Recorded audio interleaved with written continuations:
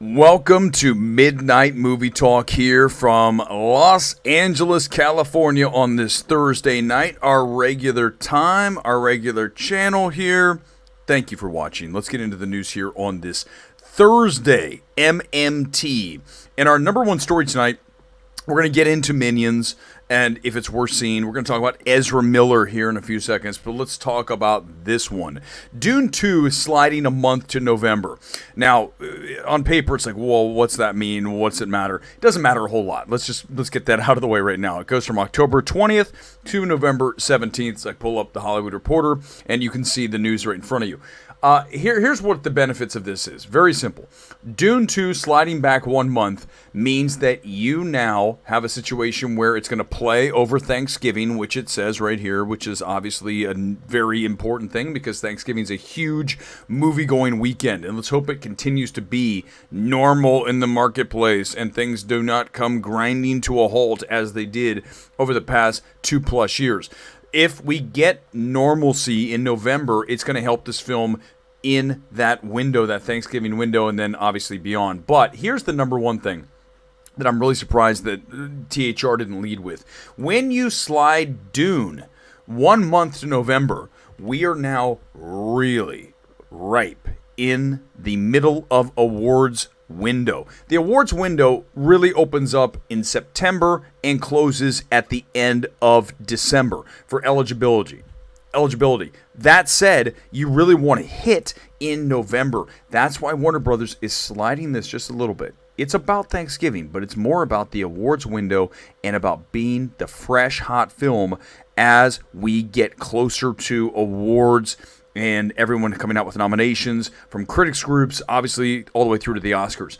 But this is why Warner Brothers did that. All right, let's get to, and again, hit me with the comments on that, what you think. It's really simple on that. Dune slides because of awards. It's not about Thanksgiving. It's about awards, and it gives Denis more time to get his film perfect. This is going to be a ripe awards film. This is a film that he should have won. It won 6 Oscars. It should have won more. And obviously, Villeneuve should have been nominated for Best Director, which is just absurd.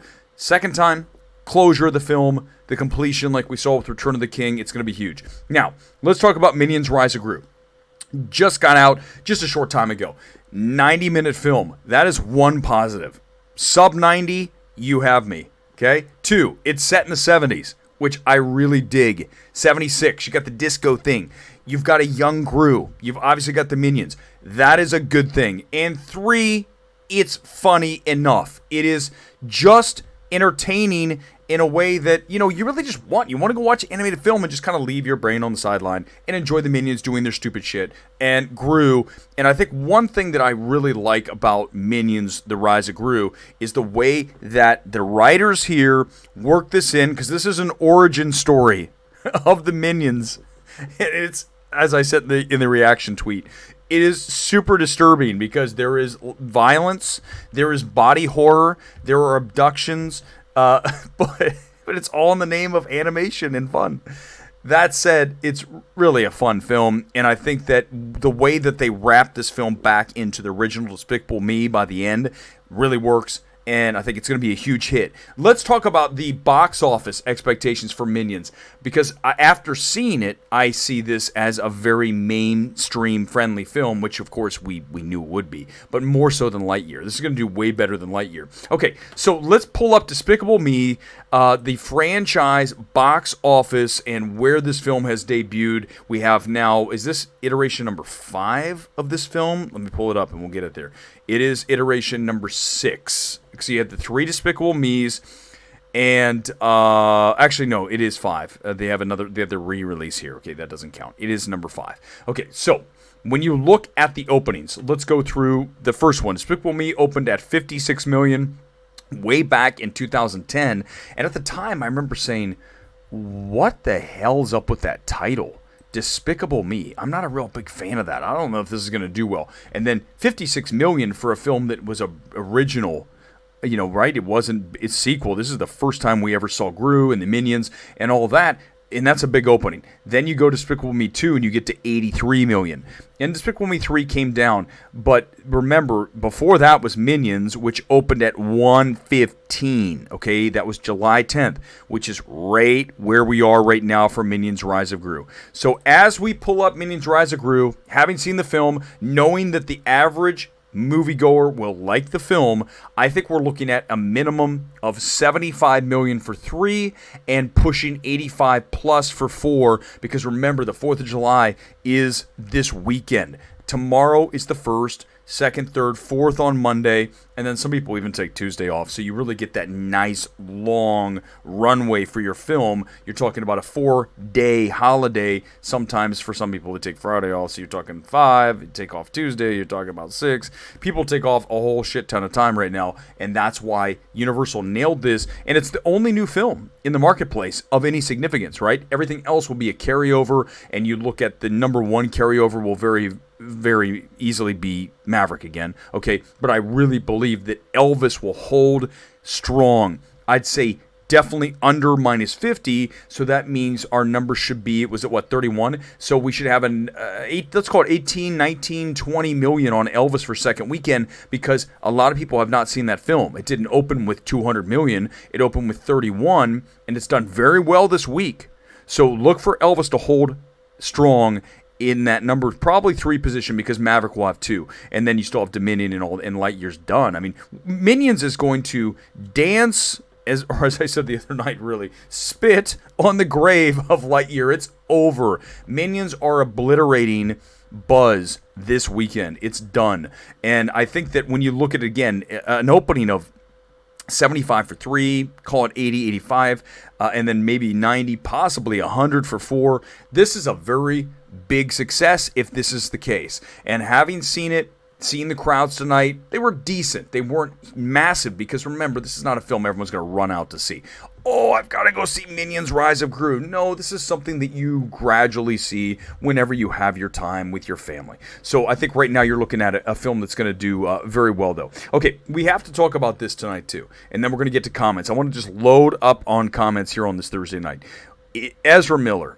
Again, more issues. And this is the article today I've been waiting for a long time. Variety finally caught up with the woman who was choke slammed in the Iceland bar in Reykjavik, Iceland. Okay, so here it is. I'm pulling up Variety. You can see it. Here's Ezra, and the one face that Warner Brothers does not want to see anywhere until The Flash comes out next summer. But here it is. Ezra Miller accused of harassing a woman in Germany, and Iceland choking victim breaks her silence. Exclusive!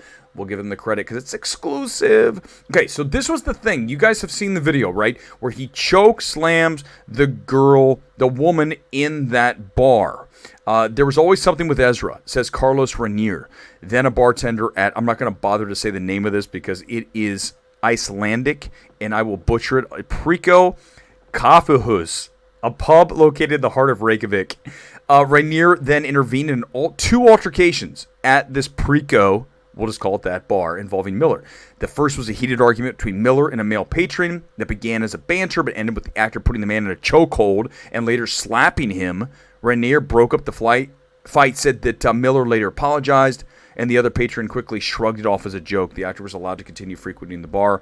And then the next one here, Miller assaulted a young woman at the bar. This one, obviously, we saw. He put the woman in the chokehold and then shoved her to the ground. So here it comes again, right? Here it comes again. And then we had the situation in Germany if you roll down again. Really good article. I don't want to go through the hits, runs, and errors. But one thing that was trending today on Twitter was Austin Butler and Ezra Miller. That apparently TMZ said that didn't happen. There was no fight in Tokyo between Austin Butler, and Ezra Miller. So as such, that was one of those things that just took off on Twitter, but it was one of these things that's unsubstantiated. So doesn't matter. I mean, Ezra Miller has enough things. He does not need to add another fight with an up-and-coming actor to his resume of issues that Ezra has. And going forward, again, he just needs to get out of the public eye. And here it is again. We have another article showing up about Ezra Miller from Variety. It just won't go away. By the way, let's get one thing very clear. Hollywood reads the trades. They read Variety, they read THR, Hollywood Reporter, they read Deadline. Those are three major sites that everybody in Hollywood reads. So they know that if something shows up with Ezra Miller on Variety again, we have another problem, okay? And it's just another issue, and I want to get into the comments with you tonight about Ezra. I don't know what else we can say at this point other than we know that the film is so close to being pulled and being only HBO Max. I know they don't want to do that. They spent $200 million on the film. It tested well in test screenings. All that is accurate. That said, eventually the PR backlash for this guy is so strong that they have no choice but to absolutely de-emphasize the film by getting it out of their sites and just shoving it onto the streaming service. That's what could happen. And I think we need to talk about that in the comments. Let's talk about tonight's kit. Tonight's kit is Club America from Liga MX, Mexico. This is... I've been looking for one of these in a long time. They have like 1,000 sponsors. Whenever I wear a Mexican soccer club, there's going to be, I think there's a giant Bud Light on the back. This thing is literally layered in sponsors, so I enjoy wearing these. I wish you could see all the sponsors. I need to get these sponsors to sponsor Midnight Movie Talk. It is comment time, everybody. Let's go to it. And thank you again for joining me here on this Thursday.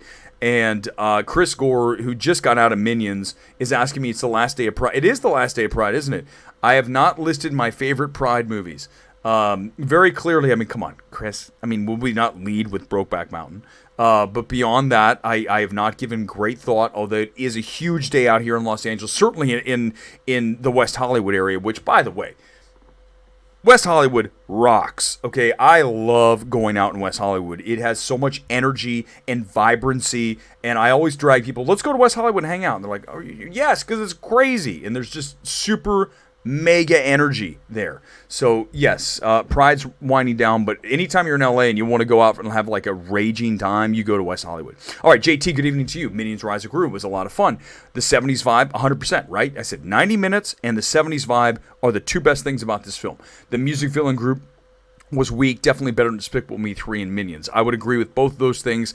It's a very solid film. I don't think it's a great film, but it's good, and it's better than Lightyear, and more people will like it, and they will have no issues with it being quote-unquote woke. You know, I don't just like saying, just say woke, okay? We know what that means. Yeah, we have different definitions, but we know generally what we mean when we say something is, quote, woke, and it's not. So that is beneficial for the film, certainly from a box office standpoint, because we saw that that's what one of the problems that Lightyear had. Many problems, but one of them was definitely that. Genuine talent. Britain. Good evening, Britain. I hope you enjoyed Minions tonight. One of our movie Twitter buddies there that we were hanging out at Yard House just a little bit ago. What did you think of the trailer for Bros? Yeah, that's something. It's a trailer. You know, I don't love trailers that much, Britain, okay? And you guys know I don't watch a lot of trailers because it gives away too much of the movie. I don't want to do it. Jay Chan, good evening to you. Best actor is already over. Austin Butler takes it. I would agree that Butler is absolutely in that top echelon. How can he not be? There's not going to be 5 actors better than Austin Butler. There's no chance. I don't care what other films we get over the next 6 months. No way. There's 5. Jeff, good evening to you. Love that it brings back Twinkies. Did you go to see it? Did you see it on Tuesday? I think Jeff saw it on Tuesday. He saw Minions. Yeah, the Twinkies does say, hey, Twinkie, and like they look like Twinkies. But Minions was fun. I enjoyed it. I had a good time. And again, the 90-minute runtime, always a fan of that. Aaliyah, good evening to you. Scott Mendelson thinks there's just a holding just in case date for Dune. What they really want is December 2023. They're waiting to see if Star Trek, Star Wars films do not happen or move. I don't think so. I don't think that's a hold. I don't think Scott's right because he's not thinking through an awards lens. Through an awards lens, this is a perfect date. It is right in the window. And it is over Thanksgiving, so you have the box office, you have the awards window. Now, granted, if you push it to even further down into the awards season, yeah, I mean, you can get, I guess, tighter to the end of the thing, but I think November's the really strong month. That's the one month that I want my film to debut. It gives people enough time to see it, the voters. So Dune 2 in November makes the most sense for me. 100%. I like the date. Are you a fan of wrestling? JT, I am. It's funny you say that because I've been watching old school small circuit wrestling on YouTube. I don't know if I really want to admit this, but whatever. I mean, things like obviously old ECW, which is out of Philadelphia back in the 90s. If you ever watch ECW wrestling from the 90s, it is probably the best single area at one time of pro wrestling was ECW. And then you go back to Smoky Mountain, all these like random little... I love watching random small wrestling groups like in high school gymnasiums. It's just weird. It's just strange. YouTube's got all kinds of weird things. Like this show. Alex, good evening to you. Welcome to the channel, I believe, unless that's a new call sign there, 172005. I did not like Rise of Gru. Tell me why, Alex. Tell me why you didn't like it, because I think it's likable. I mean, it's not great, okay? Let's make sure that's very clear. But it also is enjoyable enough, and again, I love how it connects and wraps in and meshes to the original Despicable Me by the end. But yeah, it's not perfect, it's not great, but it's also enjoyable. I think most people will enjoy the film. I think that's ultimately where we get box office on that, Alex. That's what I like to talk about. I got everybody now. Jeff must have gone to see, maybe he went to see Minions with everybody tonight. Do you like scary movies? No, I do not. No, of course I do. You know I do, Jeff.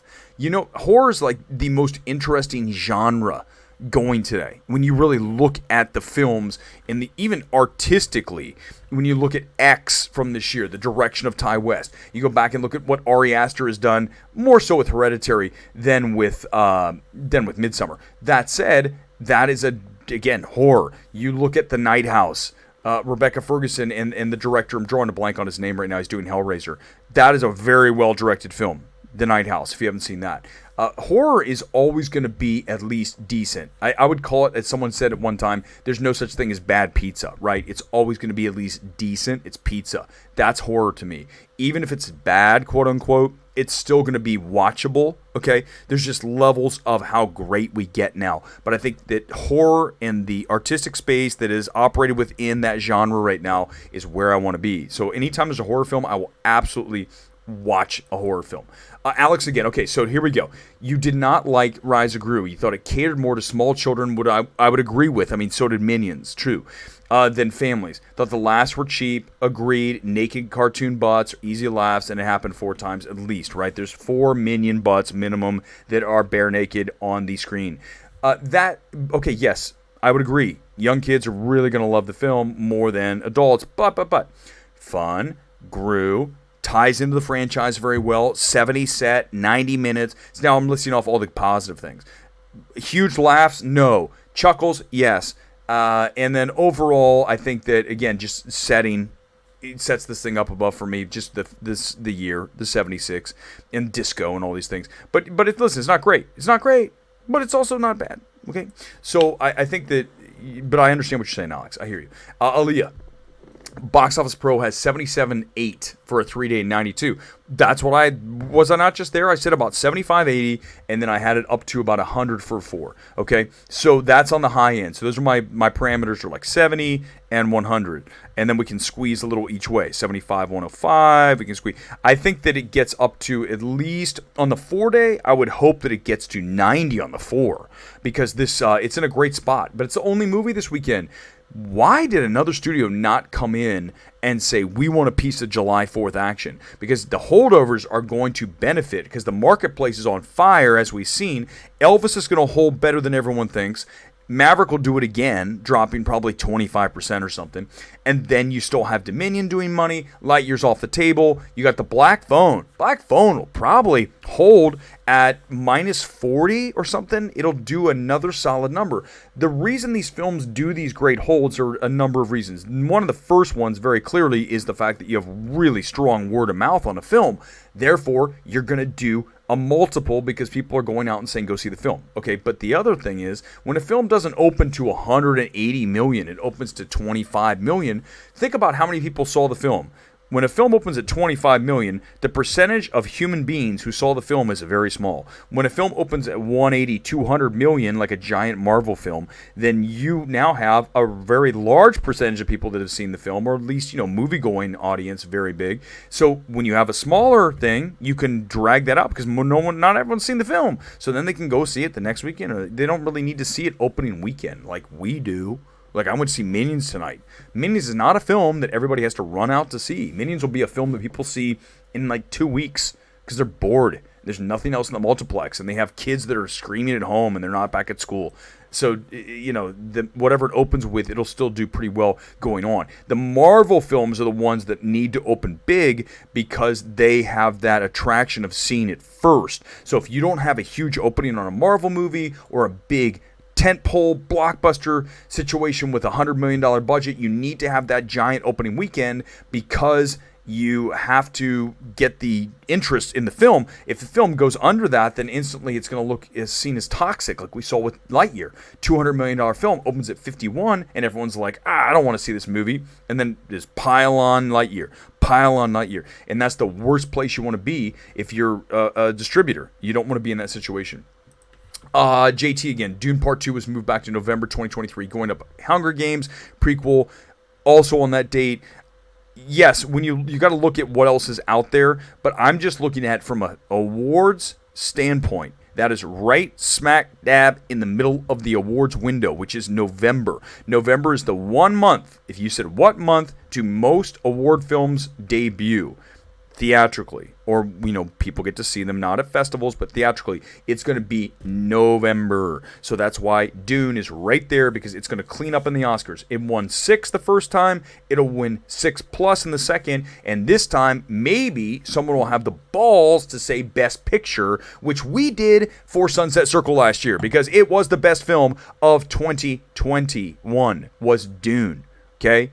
That was the best film of the year. Not the best half of a film, not the best first segment of a film, the best film. From a filmmaking perspective, Dune is... Are you... Oh, think for a second here. I'll give you a minute. Dune versus Coda. From a filmmaking, cinematic perspective. Is there even... do you even hesitate for even a nanosecond and say, no, you don't? Because Best Picture should be about not just about what film made you feel good, it's about the cinematic value of a film as well. And Dune is absolutely the best film of the year. So I'm glad we got that right. Alex, again, I'm very surprised to see adults are enjoying ROG. Why am I literally like looking at this going, whatever? I didn't think the film had a strong enough message, a lesson for little ones, not enough intrigue for adults. My 6-year-old loved it. Well, then there you go. Why am I literally drawing a blank on ROG? What am I doing? I'm surprised. ROG. What am I? Help me, somebody. Someone's going to hit me and I'm going to be like, oh my God, yeah, that all clicks in. Right now, literally my brain is mush. So I apologize. ROG. You're going to laugh. Whatever you're doing out there. Return of the... God. My mom went to see Elvis for a second time this weekend. She really wants to see a movie more than once in a theater. Heck, she really goes to movie theaters at all. Exactly. Because that's what this film is doing. It's bringing all the older folk out. Nothing wrong with older folk. Okay? So it's great to hear. I mean, it's a very good movie. Superhero movies. Good evening again. Eric, how would you rank the X-Men movies in order of best? That's another really... I'm not a... Listen, I'll be forthright, honest. What I try to do is that I'm not a huge X-Men fan. Okay, I would put pretty much all the Wolverine fan movies first, even if they were bad, because I like Hugh Jackman as Wolverine. So this is a tough one for me to answer. I will say, though, of the recent ones, I did not hate Dark Phoenix as much as a lot of people did. I didn't think it was lights out, but I also didn't think it was as bad as people thought. That said, I also didn't love Logan as much as everyone thought that, you know, Logan was this like best picture thing. I'm like, really? With the villain that you have in that film? You have a villain that is arguably the worst in the history of comic book movies in Logan. That redneck dude, okay? Not bad Wolverine. Not, you know, genetically altered Wolverine or whatever that was. the redneck dude, okay? Holbrook. It's terrible. What a bad villain. And you're going to tell me that Logan is a best picture? You can't have a villain like that and say it's a best picture. You just can't. I need to go back and watch it. Thank you, Chris. Smash. No.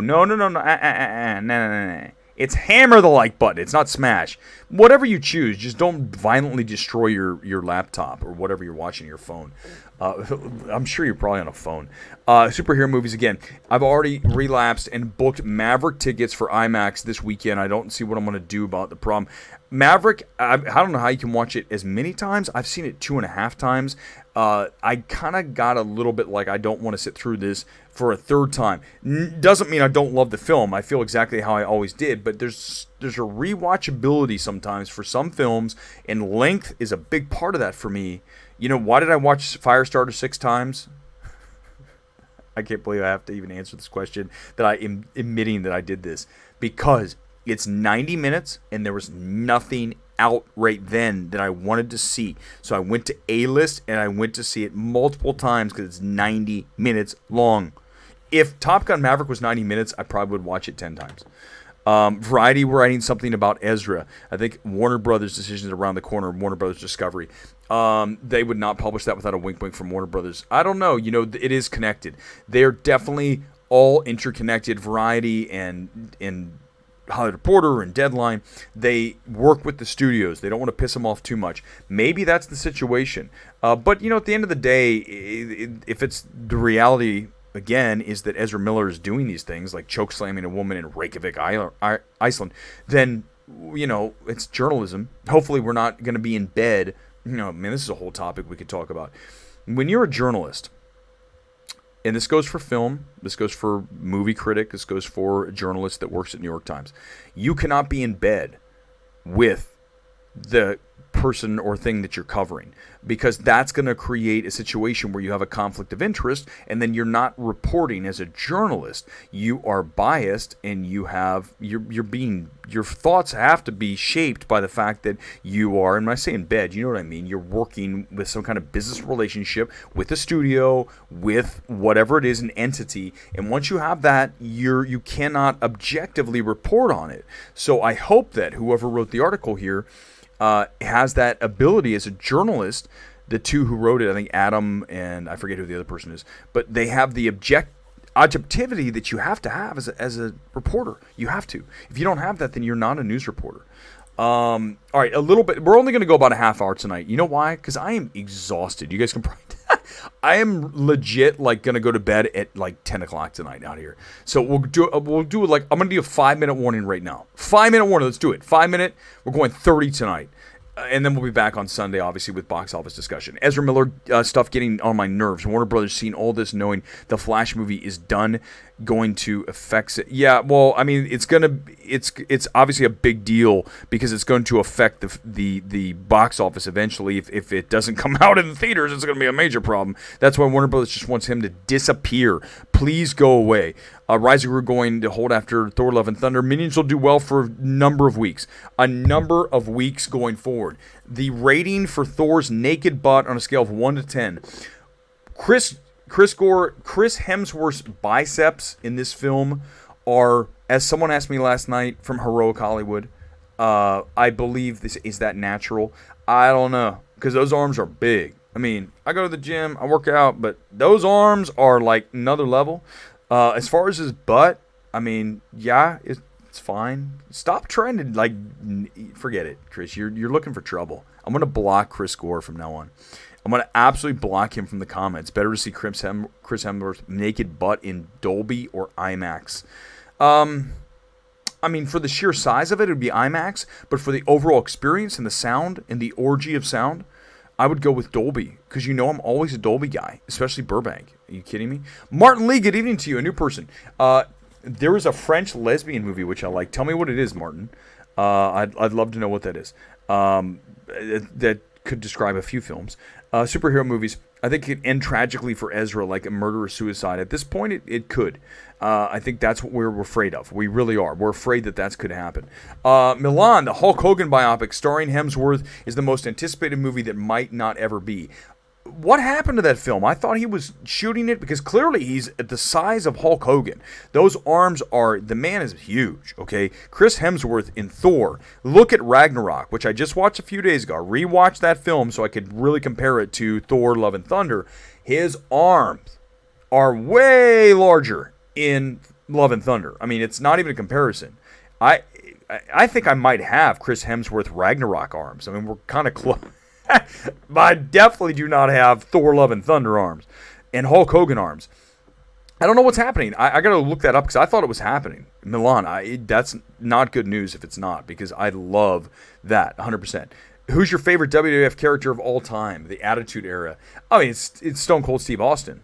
No question about it. I mean, speaking of that, I was watching Stone Cold Steve Austin out of nowhere, like in 1993. He was wrestling in like Smoky Mountain Wrestling. I love going and watching people before they were big, and you're like, holy crap, that's Steve Austin at this house show at a like municipal auditorium / 8th grade gym. I mean, middle school gym wrestling, and now he's the biggest wrestler in the world. It's kind of cool to watch that. Wasim, by the way, we had the 5-minute warning. We're like at 2 minutes here. We're going short here tonight, doing it short because I'm hitting the sack. Why is Warner Brothers not doing their best to get Ezra help or any assistance? Seems to be a danger to others than himself. If he doesn't want the help, Wasim, you cannot 5150 him. There's no way to stick him into a psych ward or whatever you want to do. He has to want to and willfully do it.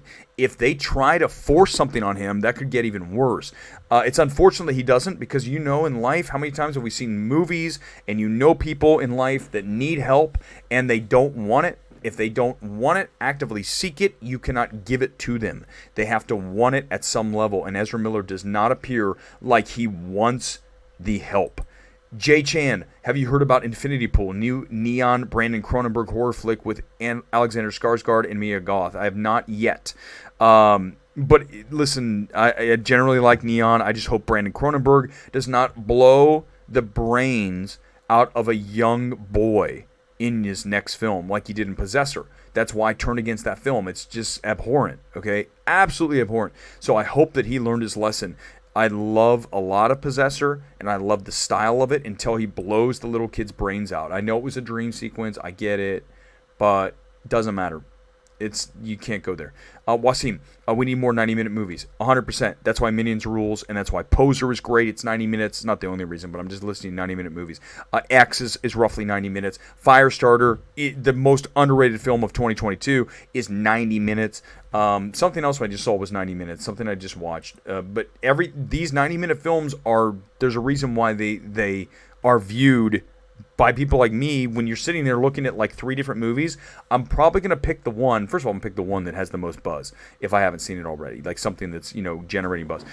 But I also will, if I'm not in the mood for a long thing, if I see a 95-minute runtime versus a 127 runtime, I'm going to go with the 97 runtime because it just makes more sense to me. It's easier for me to get through. Route 66, looks like people liked M-Trog better than the first Minions. And Minions, Minions, we'll call it Minions 2. Then the first Minions in DM3. The audience score is quite good. That's what I said. Listen, if you get one thing out of Midnight Movie Talk, very simple. It's that I am pretty good at evaluating if a film is going to work with the average moviegoer. That's kind of my lens, and that's why I'm telling you, as I told you last night, Thor Love and Thunder is going to be a huge hit because the average person is going to really like the film. Maverick, the average person, really likes the film. Okay? When you get those situations, Elvis, same thing. Okay? A little long, Tom Hanks. But when you talk about films that work with the average moviegoer, like Minions 2, which I just came out of, I go, this is a hit. You have to be able to do that. And I know that's like, well, that's not really, your job is just to review it personally. No, it's to review it through numerous lenses. It's through my personal lens, through the lens of the average moviegoer, through the lens of a cinephile, through the lens. It's almost like it's literally like a composite of all of these different lenses. That's how I try to view these films. And that's, I think it's important because then we get to have an idea of how it's going to do when it comes to selling tickets, which is ultimately what we have to have happen. If you want to have movies, you got to sell tickets. Simone, Ezra is desperately sabotaging The Flash. I refuse to watch it. See, there's people like you out there. Simone, good evening to you, by the way. We missed you tonight at Movie Twitter. Warner Brothers should put it on HBO Max. Cut losses now. No one's going to go see it. Remember this. Simone, you know this. You've been around like me. Time heals all wounds.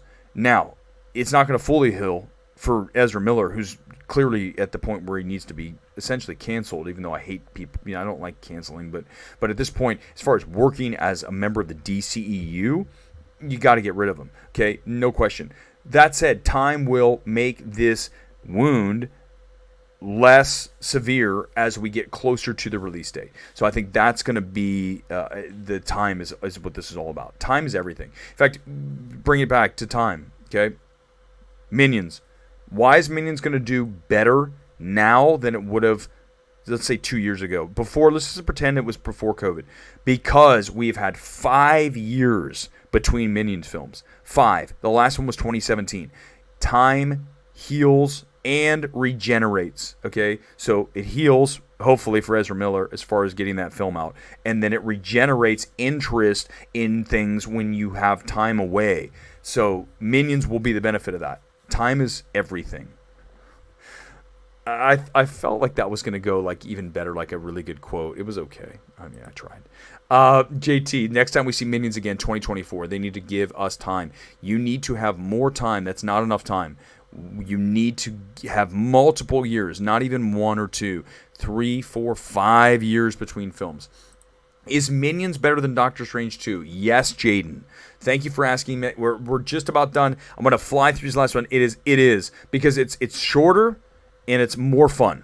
And ultimately, I'll take a film that is more fun versus a film that's a drag, like Doctor Strange 2. So there we go. All right, let's go to a few more, and then I'm rolling out. I'm rolling out tonight. Dune moves to November's perfect, 100%. Wonka's there a few weeks after Dune. You've got 2 Chalamet possible best actor performances in Dune 2. I'm being told he'll have way more opportunities because there weren't a lot of opportunities in Dune 1 to really. There were, but it wasn't like he took advantage or I didn't see a best actor there. Maybe for 2, and then if that happens, then you have Wonka and you've got 2 possible lead best actor performances and from the same studio. That'll be weird for Warner Brothers. Very weird. All right, final comments. Here we go. Final seconds. Here we go. Shot clock me. IMAX was spectacular, 100%. Dune is top shelf elite movie making. Alex, thank you. It's the Rise of Gru. ROG, Rise of Gru. I just call it Minions True. Thank you. See, I told you I was exhausted. I can't even come up with Rise of Gru. Ezra turned into Reverse Flash. Jaden, you're 100% right. AJ, this will wrap it tonight. Do you think Minions will do well? Box Office Pro has it at possibly $100 million over 4. AJ, go back and watch the beginning. I talk about this, but I will say right now, Minions is a 75.3 and an 80, let's call it 89 plus 4. I think it can get to 100. I think it'll be a little under, but it benefits very much from the fact that it's the only new film this weekend. We're going to talk about how it does on Sunday. We'll know what's going to happen, obviously, for the 3, and then we can look ahead to Monday as well. I will see you back here for Box Office Bonanza on Sunday night. Good night from Midnight Movie Talk, live from Los Angeles. A good evening to you.